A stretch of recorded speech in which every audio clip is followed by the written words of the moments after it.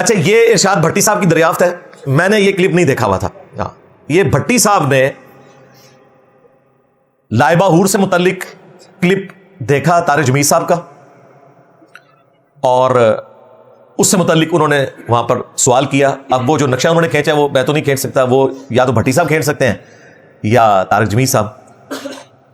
اس پہ طارق جمیل صاحب سے انہوں نے کیٹاگوریکلی پوچھا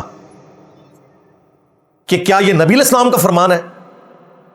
طارق جمیل صاحب کا کانفیڈنس آسمانوں پہ ہے، کہتے ہیں ہاں نبی علیہ السلام نے فرمایا. توبہ توبہ توبہ توبہ، استغفر اللہ. پھر انہوں نے پوچھا بخاری مسلم میں ہے؟ انہوں نے کہا جی کہ ساری حدیثیں کوئی بخاری مسلم میں تو نہیں ہوتی. اور بھائی پھر انہوں نے ساری جو کتابیں بتائی ہیں ابو داؤد، ترمذی، نسائی، ابن ماجہ، تو بھائی ان 6 کتابوں سے وہ لائبہ دریافت تو کرنی تھی نا. ان کو بھی پتا تھا وہاں کوئی نہیں لکھی ہوئی ہے، یہ صوفیوں کی کتابوں میں ہے یا ان محدثین کی کتابوں میں ہے جو صوفیوں سے متاثر تھے. اب اس کے آفٹر شاکس آ رہے تھے، ہر طرف لائبہ لائبہ ہو رہی تھی. طارق جمیل صاحب نے اگلے دن کلپ بنا دیا لائبہ کے اوپر، اور انہوں نے اپنے موبائل میں کہا کہ میں نے لائبہ جو ہے وہ ڈھونڈ لی ہے، اور وہ انہوں نے عربی میں پڑھ کے بتایا. اس کے باوجود طارق جمیل صاحب حفظہ اللہ کو توبہ کی توفیق نہیں ملی کہ جھوٹی روایت کو نبی علیہ السلام کی طرف منسوب کیا. جھوٹی روایت کو. پہلی بات ہے کہ لائبہ ورڈ تو کسی حدیث کے اندر آیا نہیں ہے، پہلا جھوٹ. اور جو یہ پبلک کے اندر لائبہ لکھا جاتا ہے نا، لام اور الف اور حمزہ اور با اور ہا، یہ تو عربی کا ورڈ بھی نہیں ہے، عربی سے ہی نکالنے کی کوشش کی گئی ہے.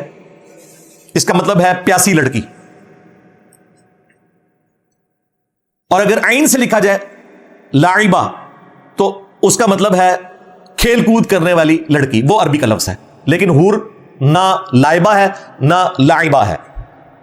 حور جس کا ذکر ہے اس جعلی روایت میں وہ ہے لعبہ.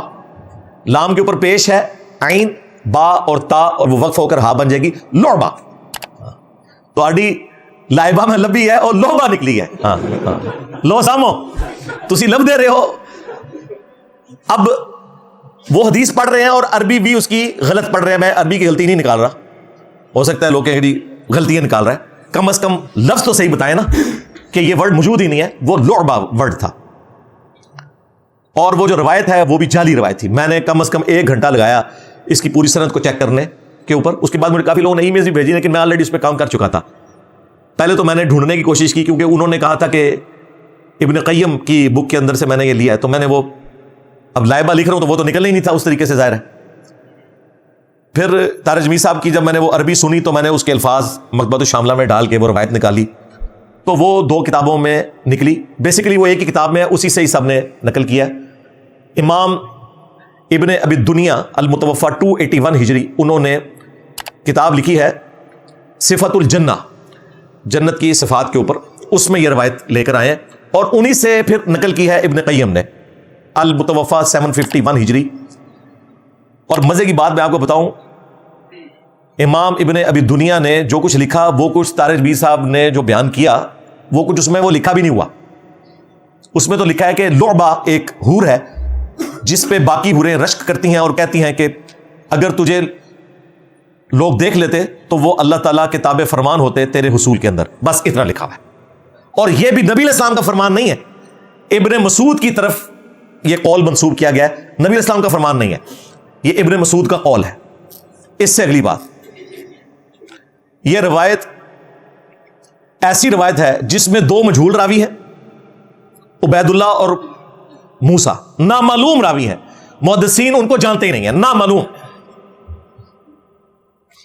اور اس سے بڑی بات، ابن مسعود سے جو بندہ روایت بیان کر رہا ہے حسان بن عطیہ المتوفی 121 ہجری، اکثر محدثین کے نزدیک وہ تبع تابعی ہے.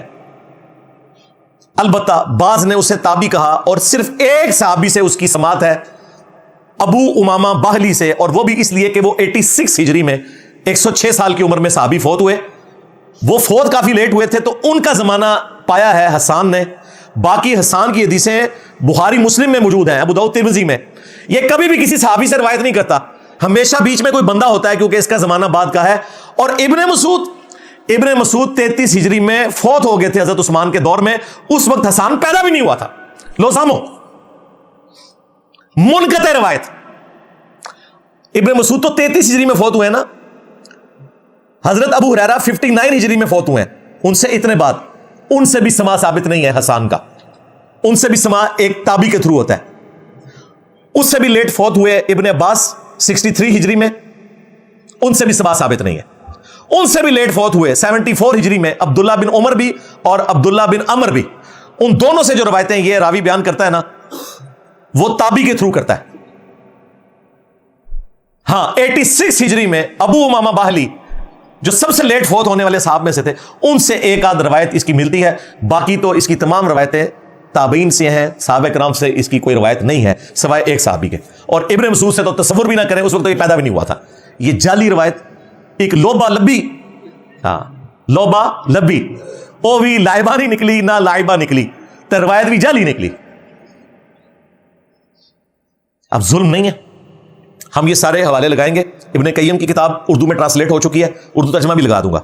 इब्ने कय्यम ने साथ ऐड किया हुआ है वो वाला जुमला जो तारिक जमील साहब ने बोला, लेकिन वो भी वैसे नहीं है जितना उन्होंने उसको ग्लैमराइज करके बयान किया। उसमें सिर्फ यह है कि अगर अहले जन्नत के लिए मौत मुकद्दर होती तो जन्नती उसको देखकर मर जाते हैं, लेकिन अहले जन्नत नहीं मरेंगे क्योंकि जन्नत में मौत नहीं है। बस ये लिखा हुआ है, बाकी वो जितना उन्होंने नक्शा खींचा है वो भी नहीं। और ये भी जो लिखा है ये भी एक सूफी का कौल लिखा हुआ है, ये इब्ने मसूद का भी कौल नहीं, यानी ये उससे भी गई गुजरी चीज है।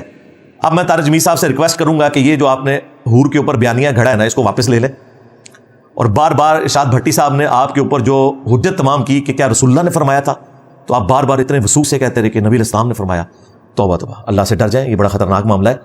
बुखारी और मुस्लिम दोनों में हदीस मौजूद है, जिसने मेरी तरफ कोई ऐसी बात मंसूब की जो मैंने नहीं फरमाई, वो अपना मकाम जहन्नम में देख ले। हाँ जी, और बुखारी और मुस्लिम में यह हदीस मौला अली ने रवायत की है। और एक और हदीस है, वो भी मौला अली से है अलैहिस्सलाम, वो भी बुखारी और मुस्लिम दोनों में है। जब मौला अली अपनी फौज को नहरवान के लिए खवारिज के खिलाफ किताल के लिए लेकर जा रहे थे, तो उनका मोरल बुलंद करने के लिए उन्होंने खवारिज के खिलाफ किताल करने वाले जो लोग हैं उनके फजाइल बयान किए कि नबी अलैहिस्सलाम ने ये फजीलतें बयान की थी जो लोग खवारिज को कत्ल करेंगे जंगे सिफीन से वापसी पे जंगे नहरवान की तरफ जाते हुए। उसमें अल्फाज है, मौला अली कहते हैं, मुझे आसमान से जमीन पर गिरना तो गवारा है, यानी मेरा एक एक रेशा अलग हो जाए, कितनी तकलीफ वाली चीज है अगर किसी को आसमान से जमीन पर गिराया जाए। यह तकलीफ तो मैं बर्दाश्त कर लूंगा, लेकिन मैं यह बर्दाश्त नहीं करूंगा कि मैं रसूलुल्लाह के बारे में कोई ऐसी बात कहूं जो मैंने खुद उनसे ना सुनी हो। यानी हदीस गलत बयान करना या नबी इस्लाम की तरफ झूठ बयान करना, इसका जो अजाब है उसकी तकलीफ इससे ज्यादा है कोई आसमान से जमीन पर गिर पड़े। और तारिक जमील साहब ने पूरे धड़ल्ले के साथ जी जी नबी इस्लाम ने फरमाया। नबी इस्लाम ने तो कहीं भी नहीं फरमाया था, एक सहाबी की तरफ मंसूब था, वो भी मुनक़ते रवायत, जाली रवायत। चले, हम समझते हैं कि इस वीडियो के बाद वो तौबा कर लेंगे। वैसे आप क्या समझते हैं, उनको रुजू करना चाहिए कि नहीं? वीडियो आनी चाहिए ना। हाँ, जहां वो हमारी गलतियां हाईलाइट करने के ऊपर हमें बदतमीज कह रहे हैं, तो जो आपकी आखिरत की फिक्र में है, आप मेरा शुक्रिया अदा ना करें, अल्लाह से तो इलाहिया माफी मांगे, क्योंकि आपने इतने साल लोगों को लाइबा के पीछे लगा के रखा है। तो लाइबा को नहीं लभी जाए, लोबा निकली तो वो भी जेडी निकली, वो भी कोई नहीं निकली।